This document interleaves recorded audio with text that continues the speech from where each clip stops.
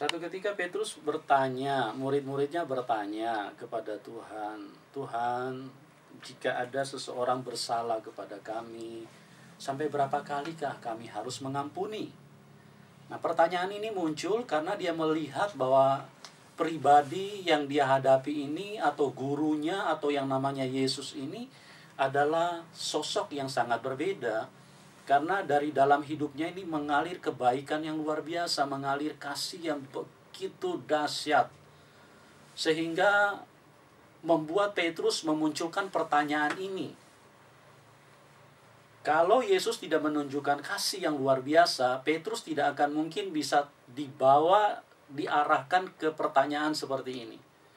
Justru karena gaya hidup Yesus itu selalu ingin menolong orang, memberkati orang, mengasihi orang, itulah yang membuat dia bertanya gitu loh. Sampai orang yang jahat pun, orang yang membenci, itu Yesus memberikan kasih yang luar biasa.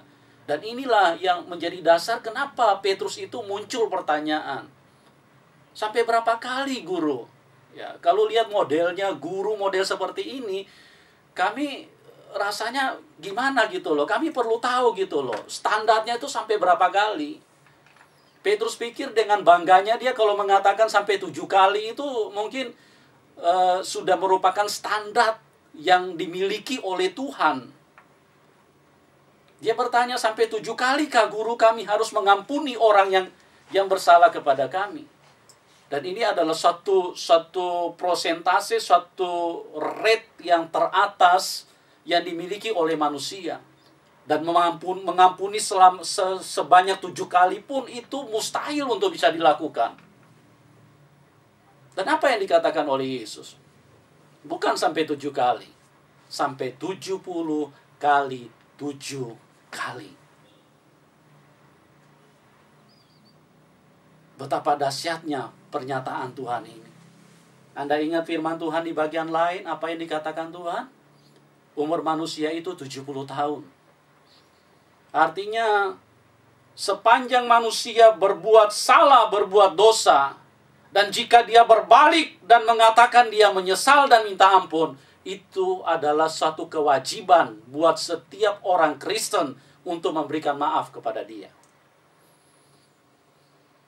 Jadi di mata Tuhan, kejahatan manusia mau sebesar apapun, seusia manusia, dan 70 kali 7 kali itu menunjukkan kesempurnaan daripada kasih Tuhan yang luar biasa. Pengampunan yang bisa diterima oleh setiap manusia. Sejahat apapun keadaan manusia, Tuhan tetap menunggu dengan kasih yang luar biasa. Berbeda sekali yang kita temukan di tengah dunia ini. Di tengah dunia ini kalau sudah buat satu sekali kesalahan, apalagi kalau kesalahan itu besar, sulit manusia bisa mengampuni. Orang tua sendiri pun kalau sudah dibuat kesalahan yang fatal sampai beberapa kali, kadang-kadang ada orang tua sampai tega loh. Sampai mengatakan tidak kenal lagi anak tersebut. Ini adalah sesuatu yang kita bisa lihat, kita bisa saksikan di tengah dunia ini. Kalau Anda perhatikan kehidupan seorang Paulus. Paulus ini adalah seorang yang begitu mengancam kehidupan umat Tuhan sebelum dia mendapatkan kasih karunia Tuhan. Begitu banyak orang Kristen yang mati di tangan dia. Dan ini adalah merupakan contoh yang jelas bahwa Tuhan itu adalah lautan kasih.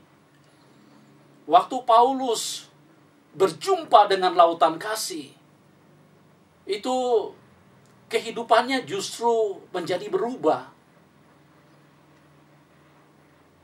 Kalau di tengah-tengah dunia ini, apalagi kalau namanya orang lain, apalagi kalau namanya musuh, apalagi kalau dia punya pekerjaan ini membunuh, mematikan,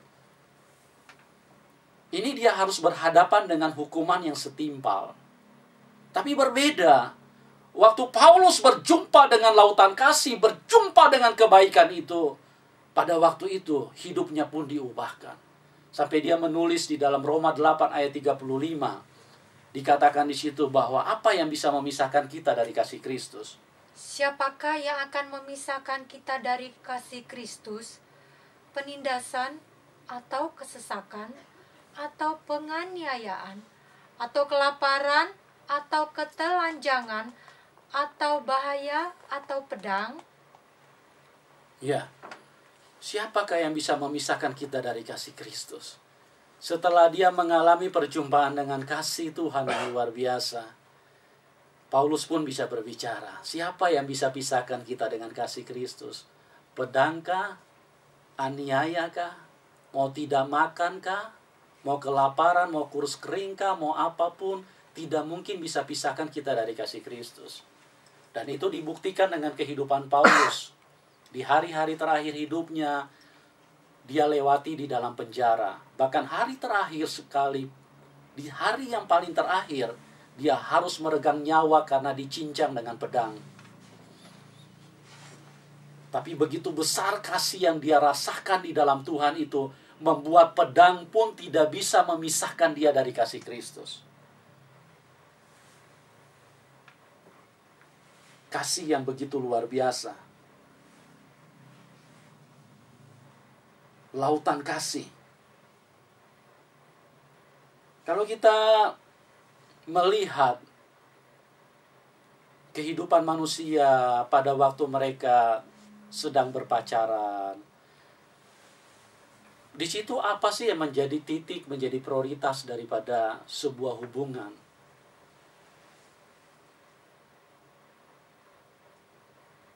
Semua ini diarahkan, difokuskan, dan didasari yang namanya kasih. Dengan bermandikan kasih seseorang, makanya lagi berkasih-kasihan. Kalau dikatakan dengan bahasa yang lebih jelas, kalau ditanya siapa dia, kekasih hati.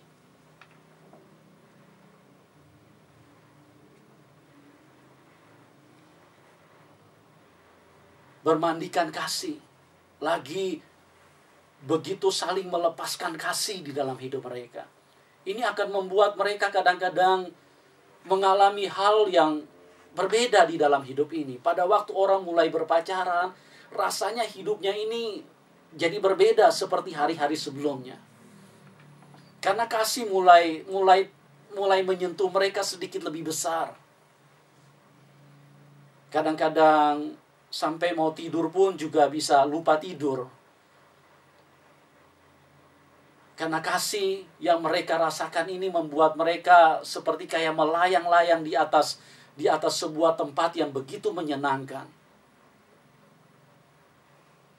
Padahal kasih yang dimiliki oleh pasangan, oleh manusia itu hanya beberapa tetes saja yang dialirkan oleh Tuhan. Tapi kalau manusia lagi menemukan sentuhan kasih yang sedikit lebih tinggi, itu akan membuat hidup gairah mereka jadi berbeda. Mereka mulai merasakan hidup jadi lebih semangat, lebih ada kekuatan di dalam hidup ini. Karena ada kasih. Walaupun sedikit ada persoalan, itu akan tenggelam pada saat mereka lagi menikmati kasih itu. Dan kasih ini begitu dibutuhkan oleh manusia. Dan ingat baik-baik, pasangan kita, pacar kita, atau suami atau istri kita, itu hanya punya beberapa tetes loh. Kalau itu saja sudah bisa membuat Anda melayang-layang di dalam kehidupan ini, membuat hidupmu sepertinya kayaknya sudah ada di atas planet yang berbeda.